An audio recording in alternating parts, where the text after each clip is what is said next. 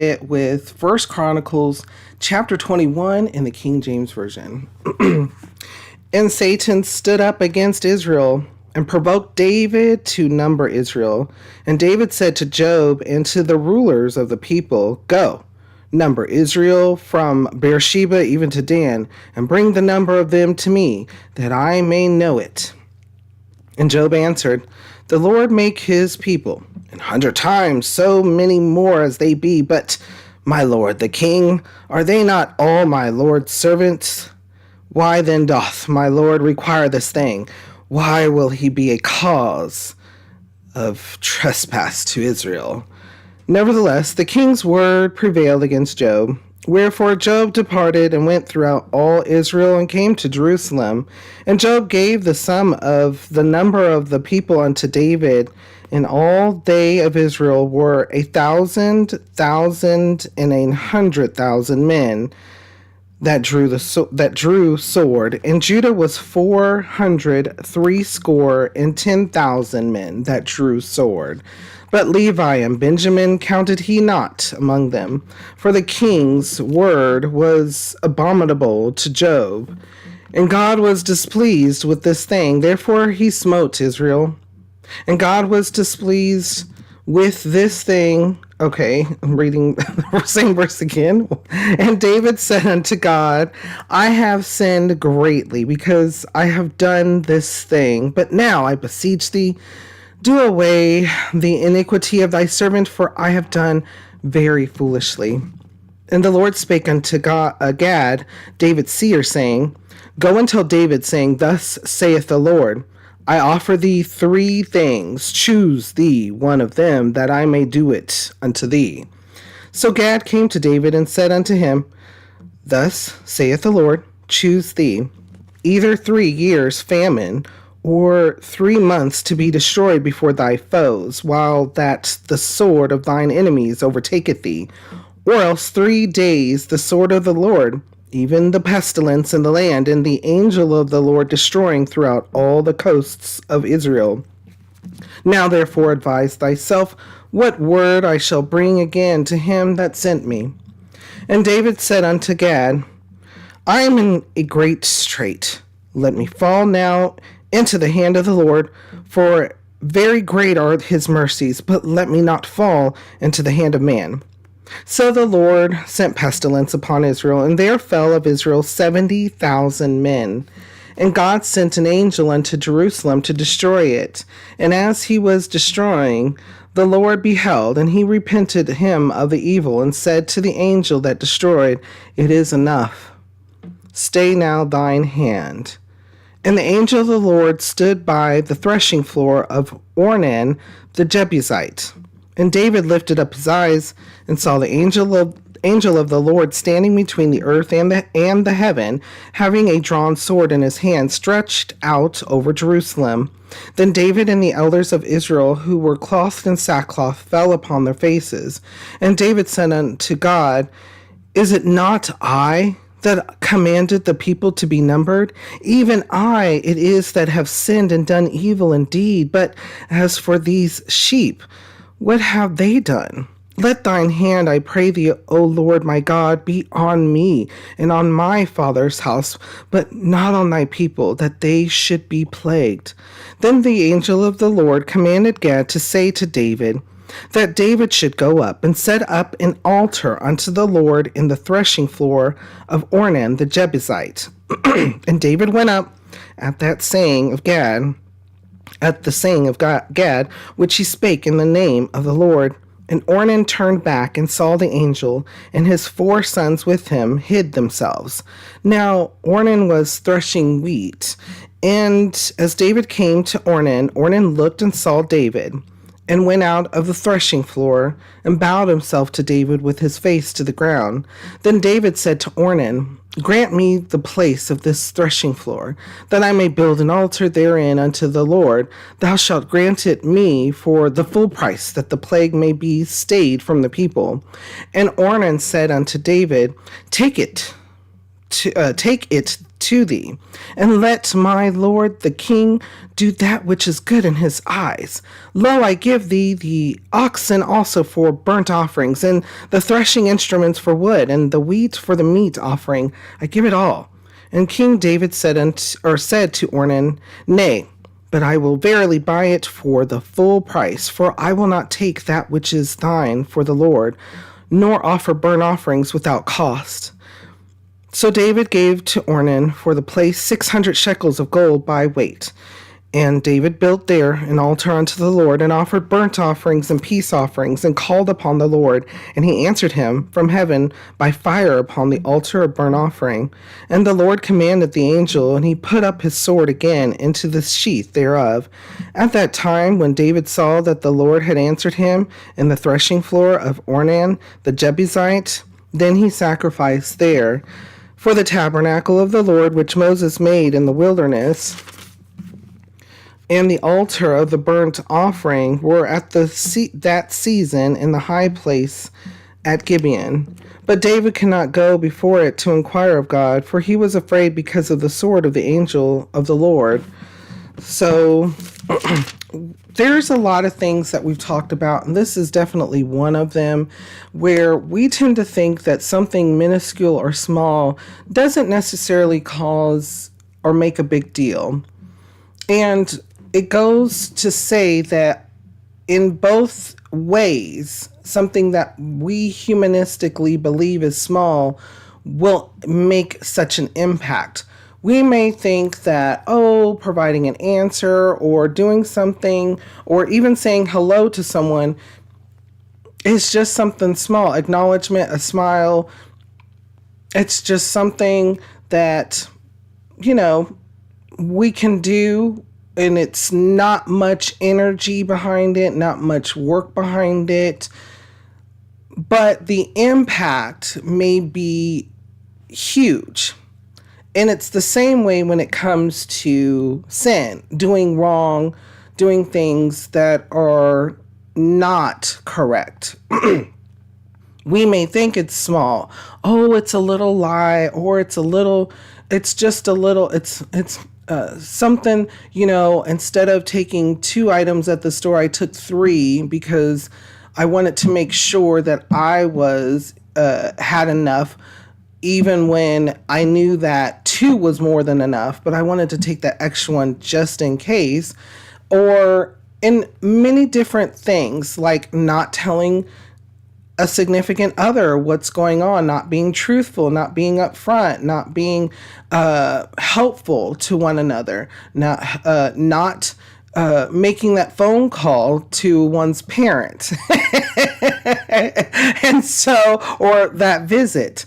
There's many different ways to take this, but take into account that sin is sin.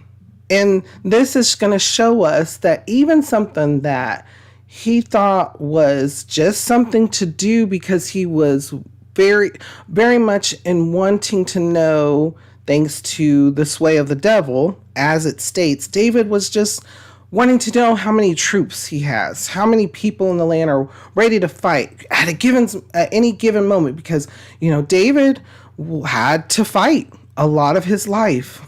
There's a quote that I'm thinking about from a movie. I had to fight, all my life. And so thinking about that, though, we see that David goes through his humanistic struggles, but then the devil kind of comes in and tells him, yeah, that's a good idea, let's do it. Instead of David seeking the Lord, or even testing the spirits, even seeing if that is correct, the correct thing to do. In verse 1, and Satan stood up against Israel and provoked David to number Israel. Yeah. So David acted upon something that was already a wicked thought, something that was not correct. And instead of going to the Lord, he just acted out on it because he wanted to, like I mentioned, see and decide, okay, how many troops do I have? I want to know that right now. I want to know that for miscellaneous reasons. The consequences, people don't quite understand the consequences. Again, Job, even though Job wasn't really a self-righteous person either, a righteous person either, for he murdered someone in cold blood. He, because out of vengeance, even though God says time and time again, the vengeance is mine. And there were things that he did throughout his lifetime that were very questionable. Even there, from verse 2, and David said to Job, in verse 3, and Job answered, the Lord make his people 100 times, so many more as they be. But my Lord the king, are they not all my Lord's servants? Why then doth my Lord require this thing? Why will he be a cause of trespass to Israel? So even Job was providing actual counsel. In this case, we can look at it as wiser counsel than how David was thinking at this time. And instead of heeding that advice and still asking the advice of the Lord, he went with it. The consequences were huge. The consequences, he didn't even think, this is just a count of people. How is there going to be any type of consequence to it? But there is. But there was, because he was not relying on the Lord. He was relying on humanistic strength at this time, humanistic things. How many people do I have? Are we ready for battle? Do we have the armaments? Do we have, the military weapons and everything? And that was not something that was in reference from the guidance of the Lord to shepherd his people. So what happens? A prophet comes to David, and who is Gad, and he tells them from verse 11 and 12. So Gad came to David and said unto him, thus saith the Lord, choose thee either 3 years famine or 3 months to be destroyed before thy foes, while that the sword of thine enemies overtaketh thee, or else 3 days the sword of the Lord, even the pestilence in the land, and the angel of the Lord destroying throughout all the coast of Israel. Now therefore advise thyself what word I shall bring again to him that sent me. And he was leading the people, and the people were seeing this. People were seeing his decisions. And he was to help lead the people in the way of the Lord, not on his own thoughts and feelings and his own whims. It was kind of going down the path of what Saul was doing when he was deciding to not listen to the prophet Samuel at the time and just do a offering to the Lord because his troops were feeling some kind of way. He was too busy in the earthly thoughts and feelings, which can lead us astray, particularly when we don't see if they align with the Lord, when we don't see if they align with the Holy Spirit, bringing past to present. As you can see, something small can become something large. Rahab protecting the Israelites that came in from being caught when they were taking over Jericho, ends up, her whole family is saved, and there's even more to that story. If you know what in particular, you can put them in your notes and your comments, but you'll find out as we continue to read, and especially when we get to the New Testament near the very beginning. And so also, you have now, David did something that was uncalled for. There was no need or reason for it. And the people were witnessing that. Oh, let's act on our own thoughts and feelings that are not beneficial to anyone but oneself. It was a selfish act. So the consequences were there, and the consequences were released to him. To show not only him and Israel, but to us as well. When we act selfishly it can be extremely devastating. You never know what is